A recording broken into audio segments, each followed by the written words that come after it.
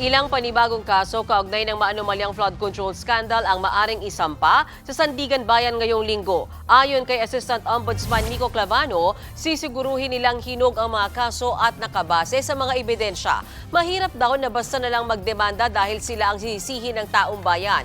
Una nang sinabi ni Ombudsman Boyeng Rimulya nitong weekend na 2 malalaking isda ang nakatakdang sampahan ng mga reklamo sa mga susunod na araw. Kasi hindi naman natin hinahabol ang headline lang. Hindi natin hinahabol ang good news lang bago magpasko. Ang hinahabol ho natin yung totoong accountability, totoong may mananagot sa mga kasalanang ginawa sa taong bayan.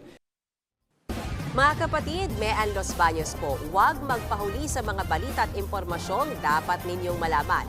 Para sa mas malawak na balitaan at diskusyon, mag-follow at mag-subscribe na sa social media pages ng News 5.